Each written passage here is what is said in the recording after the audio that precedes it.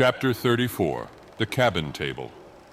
It is noon, and Doughboy, the steward, thrusting his pale loaf of bread face from the cabin scuttle, announces dinner to his lord and master, who, sitting in the lee quarter boat, has just been taking an observation of the sun and is now mutely reckoning the latitude on the smooth, medallion-shaped tablet, reserved for that daily purpose on the upper part of his ivory leg. From his complete inattention to the tidings, you would think that moody Ahab had not heard his menial.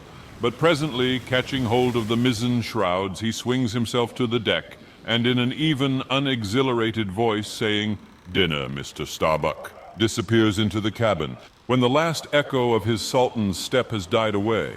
And Starbuck, the first emir, has every reason to suppose that he is seated. Then Starbuck rouses from his quietude, takes a few turns along the planks, and after a grave peep into the binnacle says, with some touch of pleasantness, "Dinner, Mr. Stubb," and descends the scuttle. The second emir lounges about the rigging a while, and then slightly shaking the main brace to see whether it will be all right with that important rope, he likewise takes up the old burden, and with a rapid "Dinner, Mr. Flask," follows after his predecessors. But the third emir, now seeing himself all alone on the quarterdeck, seems to feel relieved from some curious restraint. For tipping all sorts of knowing winks in all sorts of directions and kicking off his shoes, he strikes into a sharp but noiseless squall of a hornpipe right over the Grand Turk's head, and then, by a dexterous sleight, pitching his cap up into the mizzen-top for a shelf, he goes down rollicking so far, at least as he remains visible from the deck, reversing all other processions by bringing up the rear with music. But ere stepping into the cabin doorway below, he pauses, ships a new face altogether, and then, independent, hilarious little Flask enters King Ahab's presence in the character of Abjectus, or the slave. It is not the least among the strange things bred by the intense artificialness of sea usages that while, in the open air of the deck, some officers will, upon provocation, bear themselves boldly and defyingly enough towards their commander. Yet 10 to 1, let those very officers the next moment go down to their customary dinner in that same commander's cabin, and straightway their inoffensive, not to say deprecatory and humble air towards him as he sits at the head of the table. This is marvelous, sometimes most comical. Wherefore this difference? A problem? Perhaps not. To have been Belshazzar, king of Babylon, and to have been Belshazzar not haughtily but courteously, therein certainly must have been some touch of mundane grandeur. But he who in the rightly regal and intelligent spirit presides over his own private dinner table of invited guests, that man's unchallenged power and dominion of individual influence for the time, that man's royalty of state transcends Belshazzar's. For Belshazzar was not the greatest, who has but once dined his friends, has tasted what it is to be Caesar. It is a witchery of social czarship which there is no withstanding. Now, if to this consideration you superadd the official supremacy of a shipmaster, then by inference you will derive the cause of that peculiarity of sea life just mentioned. Over his ivory inlaid table, Ahab presided like a mute, maned sea lion on the white coral beach, surrounded by his warlike but still deferential cubs. In his own proper turn, each officer waited to be served. They were as little children before Ahab, and yet in Ahab there seemed not to lurk the smallest social arrogance. With one mind, their intent eyes all fastened upon the old man's knife as he carved the chief dish before him. I do not suppose that for the world they would have profaned that moment with the slightest observation, even upon so neutral a topic as the weather. No. And when reaching out his knife and fork, between which the slice of beef was locked, Ahab thereby motioned Starbuck's plate towards him. The mate received his meat as though receiving alms, and cut it tenderly, and a little started if perchance the knife grazed against the plate, and chewed it noiselessly, and swallowed it not without circumspection.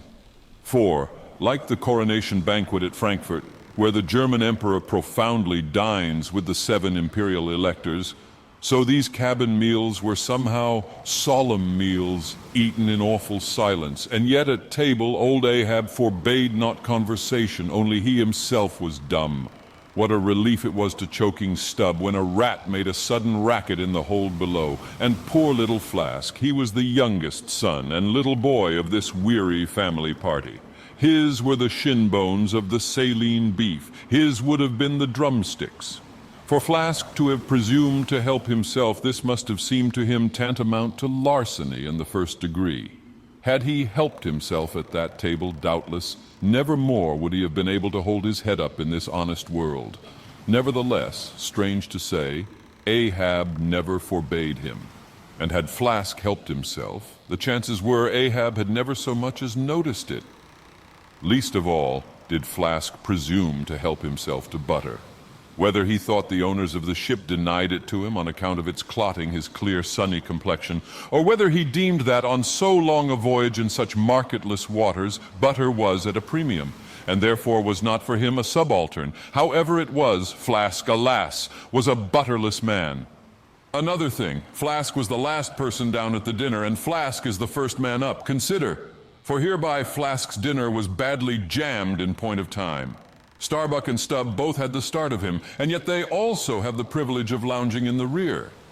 If Stubb even, who is but a peg higher than Flask, happens to have but a small appetite, and soon shows symptoms of concluding his repast, then Flask must bestir himself. He will not get more than 3 mouthfuls that day, for it is against holy usage for Stubb to precede Flask to the deck.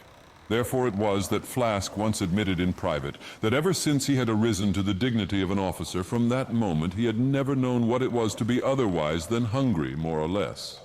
For what he ate did not so much relieve his hunger as keep it immortal in him.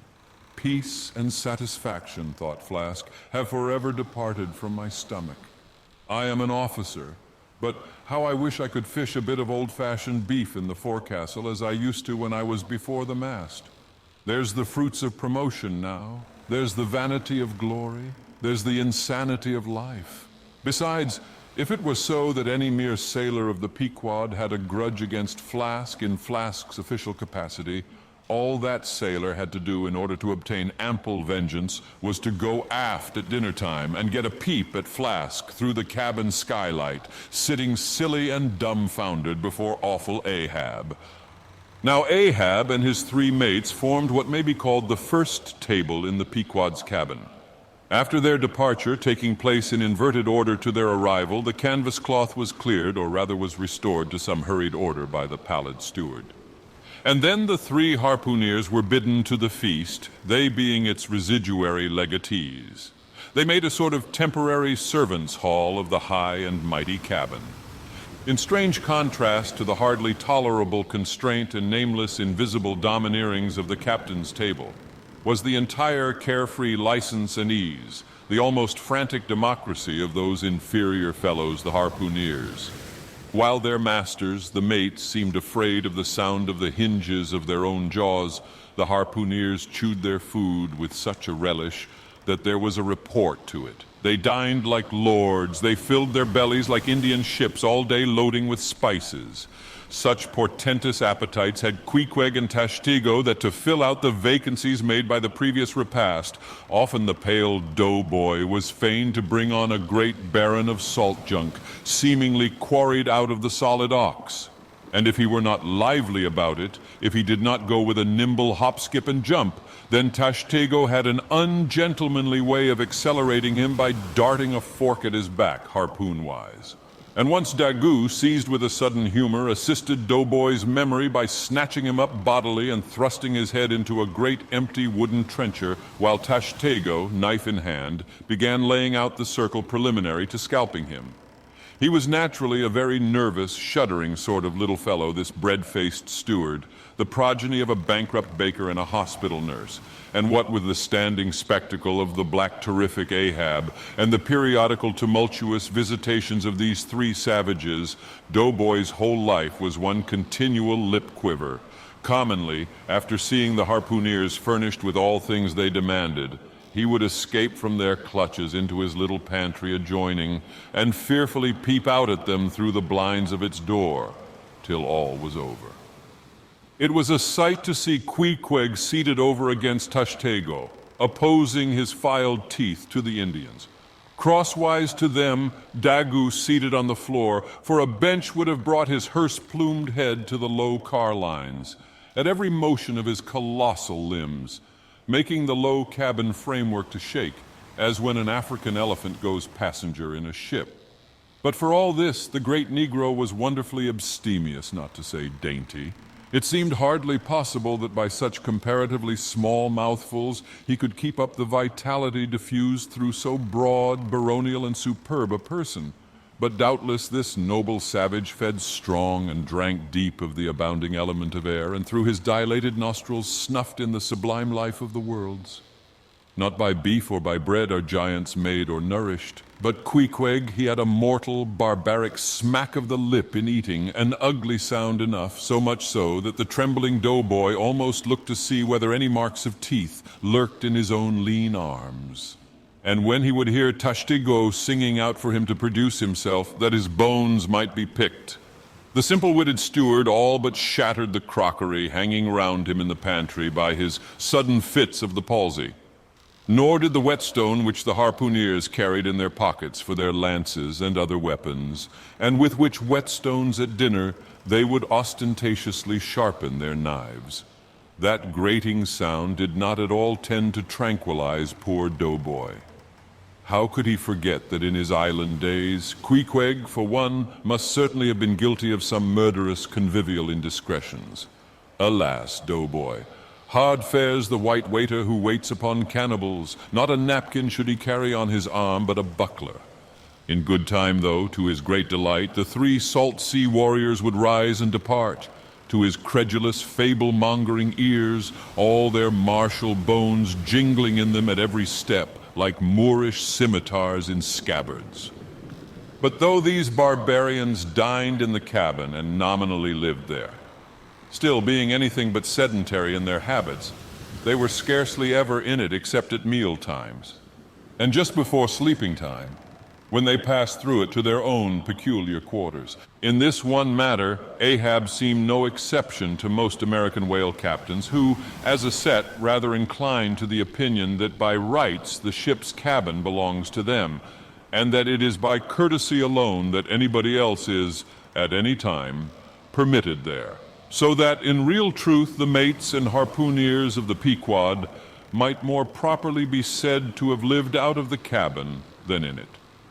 For when they did enter it, it was something as a street door enters a house, turning inwards for a moment only to be turned out the next, and, as a permanent thing, residing in the open air.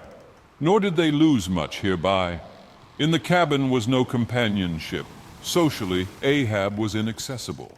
Though nominally included in the census of Christendom, he was still an alien to it. He lived in the world, as the last of the grizzly bears lived in settled Missouri. And as when spring and summer had departed, that wild Logan of the woods, burying himself in the hollow of a tree, lived out the winter there, sucking his own paws, so in his inclement, howling old age, Ahab's soul, shut up in the cave trunk of his body, there fed upon the sullen paws of its gloom.